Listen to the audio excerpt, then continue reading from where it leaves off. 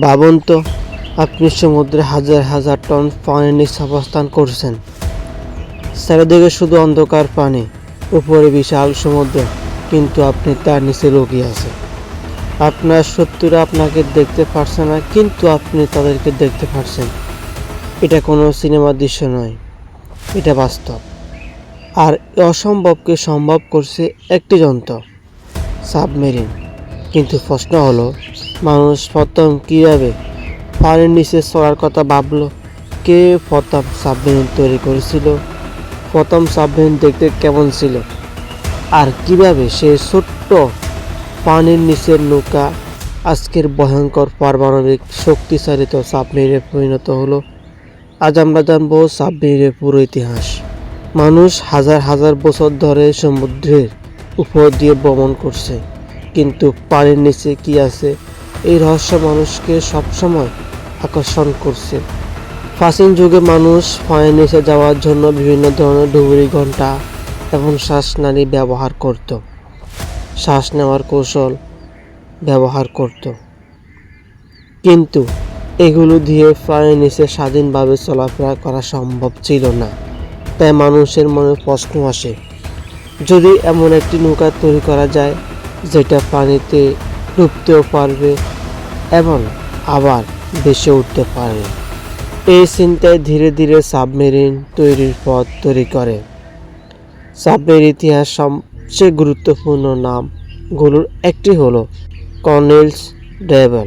17 শতাব্দীর শুরুতে ডাচ উদ্ভাবক কর্নেলস ডেভেল ইংল্যান্ডে একটি পানির নিচে চলতে পারে এমন নৌযান তৈরি করেন।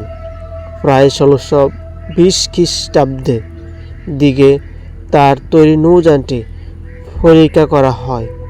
এটি ছিল কাঠের তৈরি একটি নৌকার মতো কাঠামো, চারপাশে চামড়া দিয়ে আকৃতি করা ছিল।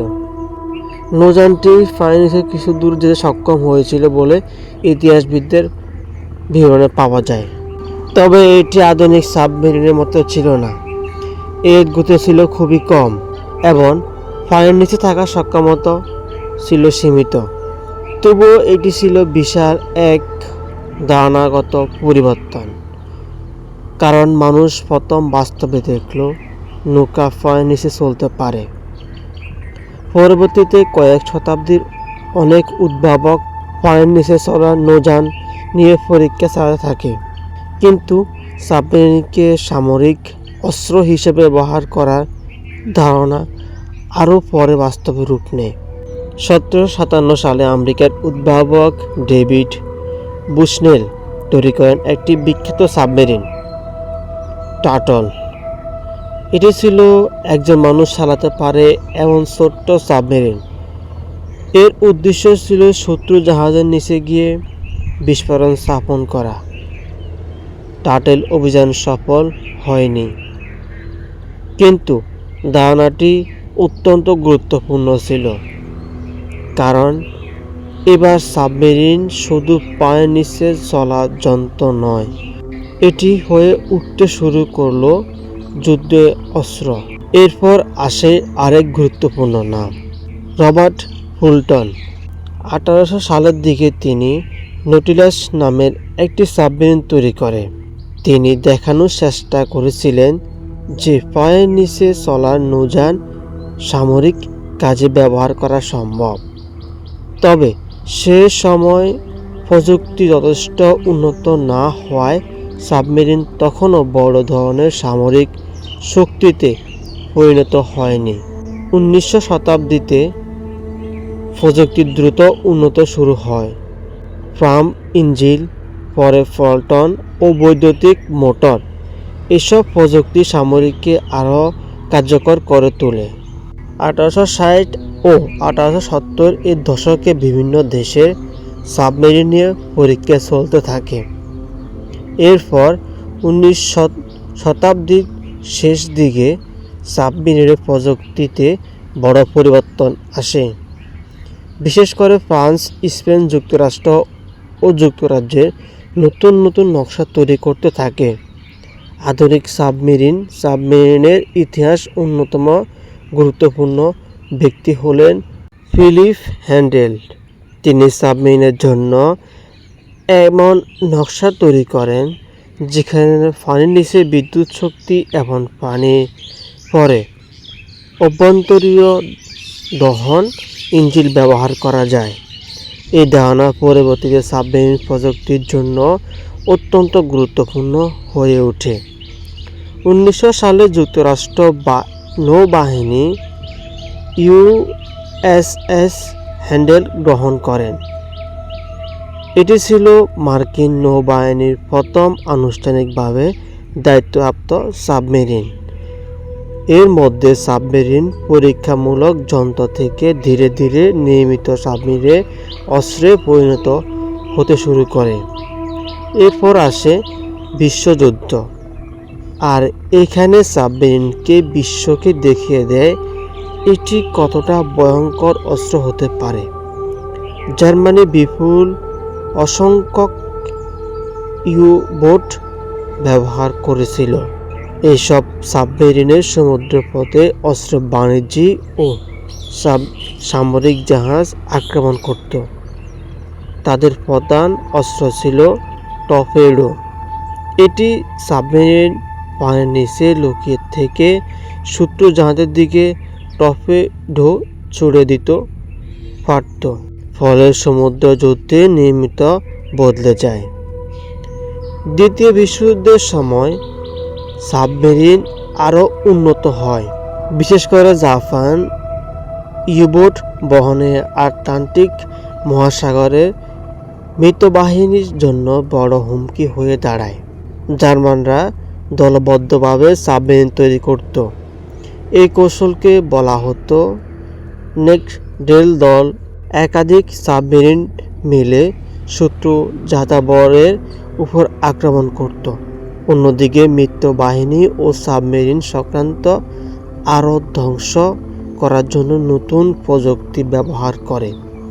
এর মধ্যে সবচেয়ে গুরুত্বপূর্ণ ছিল শব্দান্তরণ শনাক্তকরণ ব্যবস্থা। এটি পানির নিচে শব্দের প্রতিফলন ব্যবহার করে কোনো বস্তু শনাক্ত করতে সাহায্য করে।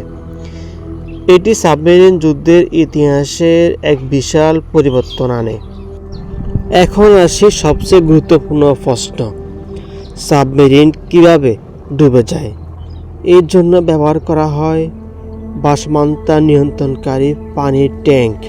যখন সাবমেরিন ডুবে যায় তখন নির্দিষ্ট ট্যাঙ্কে পানি ঢুকিয়ে দেওয়া হয়। সাবমেরিন মোট ওজন বাড়ে এবং এটি পানির নিচে নামতে শুরু করে। আবার উপরে উঠতে চাইলে ট্যাঙ্ক থেকে পানি বের করে সেখানে বাতাস প্রবেশ করানো হয়। তখন সাবমেরিনের ভাসমান ক্ষমতা বেড়ে যায় এবং এটি উপরে উঠে আসে। এছাড়া সাবমেরিনের বিশেষ দিক ও গভীরতা নিয়ন্ত্রণকারী পাখনা থাকে, যা ডুব ও ওঠার সময় এবং গভীরতা নিয়ন্ত্রণ করতে সাহায্য করে। সাবমেরিনের সামনে সাধারণত সিনেমার মতো বিশাল জ্বালানো থাকে না। পানির নিচে আশেপাশের পরিস্থিতি বোঝানোর জন্য ব্যবহার করা হয় শব্দ তরঙ্গ শনাক্তকারী ব্যবস্থা। এটি শব্দ তরঙ্গ পাঠায়। সেই শব্দের কোনো বাস্তু ধাক্কা দিতে এলে তার সাহায্যে দ্রুত অবস্থান ও সম্পর্কে ধারণা পাওয়া যায়। আধুনিক সাবমেরিনে আরও উন্নত স্পেস যোগাযোগ ব্যবস্থা ও দিক নিয়ন্ত্রণ প্রযুক্তি রয়েছে। সাবমেরিনের ইতিহাসের সবচেয়ে বড় বিপ্লব আসে দ্বিতীয় বিশ্বযুদ্ধের পর, পারমাণবিক শক্তি। 1958 সালে যুক্তরাষ্ট্র নৌবাহিনী চালু করে ইউএসএস নটিলাস। এটি বিশ্বের প্রথম পারমাণবিক শক্তিচালিত সাবমেরিন। এর ফলে সাবমেরিনের প্রযুক্তি এর নতুন যুগ শুরু হয়। আগে ডিজেল বিদ্যুৎ সাবমেরিনকে নিয়ন্ত্রণভাবে ব্যাটারি চার্জ করার জন্য পানি উপরে বা কাছাকাছি আসতে হতো, কিন্তু পারমাণবিক শক্তিচালিত সাবমেরিন দীর্ঘ সময় পানির নিচে থাকতে পারে। আজকে সাবমেরিন শুধু যুদ্ধে ব্যবহার করার জন্য তৈরি নয়, এগুলো গোয়েন্দা তথ্য সংরক্ষণ, নজরদারি, সমুদ্রপথ পর্যবেক্ষণ ও কৌশলগত প্রতিরক্ষার জন্য ব্যবহার করা হয়।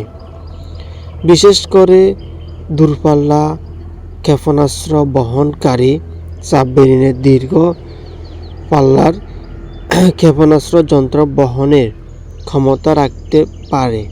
এই কারণে এগুলো বিশ্বের সবচেয়ে গুরুত্বপূর্ণ কৌশলগত সাবমেরিনের সমুদ্রের মধ্যে পড়ে।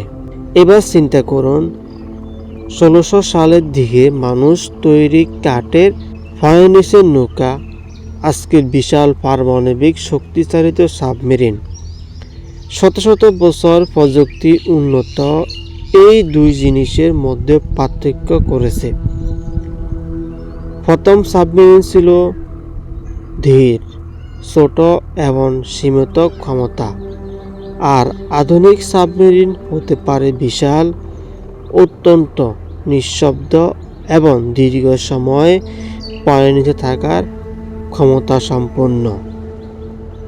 সাবমেরিনের ইতিহাস আসলে শুধু একটি যুদ্ধের ইতিহাস নয়, এটি মানুষের অসম্ভবকে সম্ভব করার ইতিহাস। একসময় মানুষ শুধু সমুদ্রের উপর দিয়ে চলতে পারত, তারপর সে সমুদ্রের নিচে যাওয়ার স্বপ্ন দেখল।